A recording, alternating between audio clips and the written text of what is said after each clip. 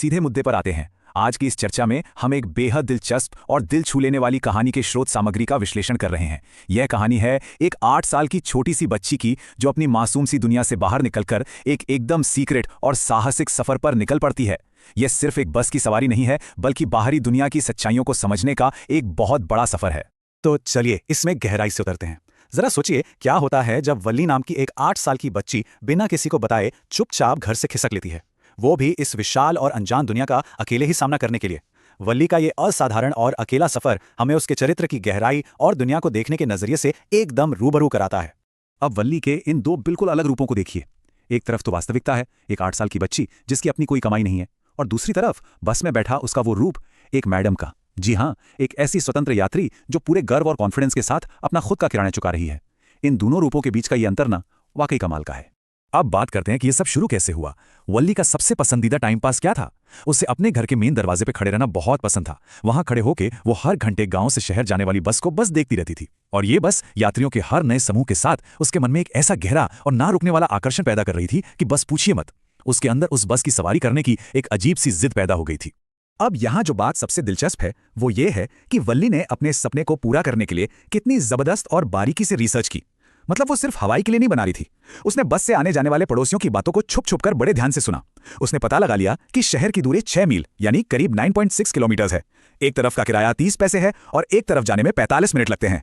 एक 8 साल की बच्ची के लिए यह प्लानिंग सच में हैरान करने वाली है। और वो किराया कुल 60, आने और जाने का मिलाकर 60। वैसे स्रोत में इसे कभी कभी 60 पैसों भी कहा गया है, लेकिन मुद्दे की बात यह है कि वल्ली जैसी एक छोटी बच्ची के लिए जिसकी कोई पॉकेट मनी या इनकम नहीं थी, यह 60 की रकम एक बहुत विशाल, लगभग नामुमकिन सी राशि थी। इसे जुटाना कोई बच्चों का खेल तो बिल्कुल नहीं था। तो फिर उसने ये पैसे कैसे जुटाए? सच कहूं तो उसने अपने बचपन की छोटी छोटी खुशियों की बलि चढ़ा दी। उसने पेपरमिंट्स नहीं खरीदे, खिलौने और गुब्बारों का मोह छोड़ दिया, यहां तक कि मेले में उस गोल गोल घूमने वाले मेरी गो राउंड झूले पर बैठने की अपनी सबसे बड़ी इच्छा को भी मार दिया। बस के टिकट के लिए ऐसा करना उस छोटी सी बच्ची के अविश्वसनीय दृढ़ संकल्प और मैच्योरिटी को दिखाता है। और ये बड़ी ही शानदार ढंग से दर्शाता है कि कैसे उसने घर से खिसकने का एकदम परफेक्ट समय चुना। उसे पता था कि उसकी मां दोपहर के खाने के बाद 1 से 4 बजे तक सोती हैं, तो मास्टर प्लान कुछ ऐसा था। दोपहर 1 बजे घर से निकलना, 1:45 पर शहर पहुंचना, 2 बजे वापसी की बस लेना और 2:45 तक चुपचाप सुरक्षित घर वापस आ जाना, किसी को कानो कान खबर हुए बिना। खैर वो दिन आ ही गया। जब बस आई और कंडक्टर ने मदद के लिए हाथ बढ़ाया तो वल्ली का जवाब सुनने लायक था। उसने पूरे कॉन्फिडेंस के साथ कहा, मैं खुद ऊपर चढ़ सकती हूं, मुझे किसी की मदद नहीं चाहिए।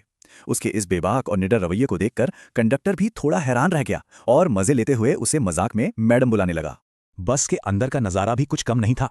स्रोत सामग्री के मुताबिक ये एक बिल्कुल नई सफेद रंग की बस थी, जिस पर हरी धारियां थी, मुलायम और आलीशान सीटें, और सामने एक टिक टिक करती घड़ी। क्योंकि वल्ली की हाइट कम थी और खिड़कियों पर लगे कैनवस ब्लाइंड की वजह से उसे बाहर का कुछ दिख नहीं रहा था, तो वो बिना किसी हिचकिचाहट के अपनी उस आलीशान सीट पर खड़ी हो गई ताकि बाहर की दुनिया का पूरा मजा ले सके। अब सीट पर ऐसे खड़े होने की वजह से एक बुजुर्ग यात्री ने टोक दिया कि ऐसे खड़े होना खतरनाक है। इस पर वल्ली का जवाब एकदम तीखा था।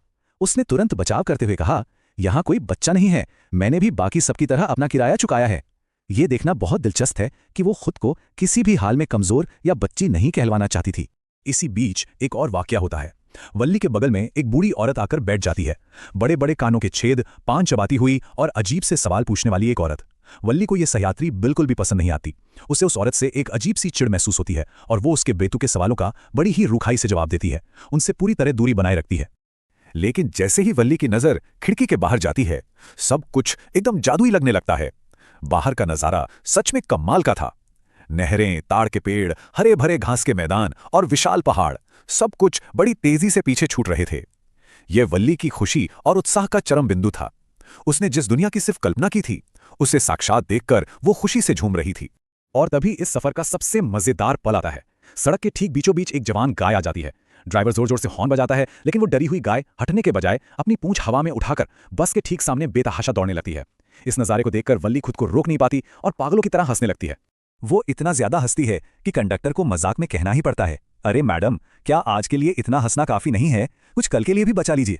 वल्ली की ये बेफिक्र हंसी और खुशी उसके बचपन की उस मासूमियत को बड़े ही सुंदर तरीके से दिखाती है, जो हर छोटी चीज में पूरी दुनिया भर की खुशी ढूंढ लेती है। आखिरकार बस शहर पहुंच जाती है, लेकिन यहाँ वल्ली का गजब का सेल्फ कंट्रोल देखने को मिलता है। बाकी सारे यात्री उतर जाते हैं, लेकिन वल्ली बस से उतरने से साफ मना कर देती है। वो वहीं बैठे बैठे कंडक्टर को वापसी के टिकट के लिए और 30 पैसे थमा देती है। जब कंडक्टर उसे फ्री में कोल्ड ड्रिंक पिलाने का ऑफर देता है तो वो उसे भी ठुकरा देती है। उसका विजन एकदम क्लियर था, वो सिर्फ और सिर्फ बस की सवारी करने आई थी और वो अपने इसी प्लान पर डटी रही। तो यहाँ सबसे अहम बात यह है कि वापसी के सफर में माहौल पूरी तरह बदल जाता है। जाते समय जो गाय जिंदगी और चंचलता से भरी हुई दौड़ रही थी, वापसी के उसी रास्ते पर वो गाय मरी हुई पड़ी थी। वो खून से लथपथ थी और उसकी आंखें एकदम बेजान हो चुकी थीं। जीवन और मृत्यु के बीच का ये इतना अचानक और क्रूर टकराव था जिसे शब्दों में बयां करना मुश्किल है। इस भयानक दृश्य ने वल्ली को अंदर तक हिला कर रख दिया। वो सहम कर अपनी सीट पर पीछे की ओर सिकुड़ गई। वो नजारा उसके दिमाग में छप गया था। उसकी सारी खुशी, सारा उत्साह जैसे एक ही झटके में गायब हो गया। उसकी उस बचपन की मासूमियत की जगह अचानक से मौत की उस कठोर सच्चाई ने ले ली थी। अब उसकी हिम्मत ही नहीं हो रही थी कि वो दोबारा खिड़की से बाहर देखे। खैर, दोपहर के 3:40 हो रहे थे जब बस वापस वल्ली के गांव पहुंचे। उसने कंडक्टर से विदा ली और बस से उतरकर सीधे अपने घर की तरफ दौड़ लगा दी। उसकी इस पूरी योजना का जो फिजिकल सफर था वो अब सफलतापूर्वक पूरा हो चुका था। जब वो चुपचाप घर के अंदर दाखिल हुई तो माहौल एकदम नॉर्मल था। उसकी माँ जाग चुकी थी और अपनी एक बहुत ही बातूनी चाची के साथ आराम से गपशप कर रही थीं। वे इस बात पर चर्चा कर रही थीं कि बाहर की इस बड़ी सी दुनिया में कितनी सारी चीजें हो रही हैं जिनके बारे में हम सब कुछ कभी नहीं जान सकते। वल्ली के इतने बड़े सफर पर जाकर वापस आ जाने की भनक तक किसी को नहीं लगी थी। अब जब वल्ली ने चुपचाप उनकी बातों में हामी भरी तो चाची ने ताना मारते हुए कहा, देखो इसे, बस एक छोटी सी बच्ची है, फिर भी हमारी बातों में ऐसे नाक घुसाती है जैसे कोई बड़ी औरत हो। ये पूरी स्थिति कितनी बड़ी विडंबना है ना?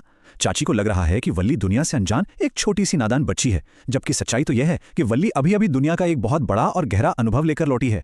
चाची की इस बात पर वल्ली सिर्फ मन ही मन एक रहस्यमयी मुस्कान मुस्कुरा देती है। वो पलटकर कोई सफाई नहीं देती। उसके पास अब अपनी इस आजाद और स्वतंत्र यात्रा का एक बहुत ही गहरा ज्ञान था।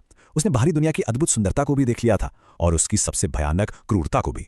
उसकी वो मुस्कान उसी गहरे रहस्य को छुपाए हुए थी। आइए देखते हैं कि ये सब कैसे जुड़ता है और इसका असल मतलब क्या है। वल्ली की ये यात्रा महज एक बस में बैठने तक सीमित नहीं थी। ये उसकी कमाल की प्लानिंग और मैच्योरिटी का एक बड़ा सबूत थी। ये बचपन की उस मीठी मासूमियत और दुनिया की कठोर सच्चाई के बीच का एक सीधा टकराव था। उसने पहली बार इतने करीब से महसूस किया था कि जीवन असल में कितना नाजुक हो सकता है।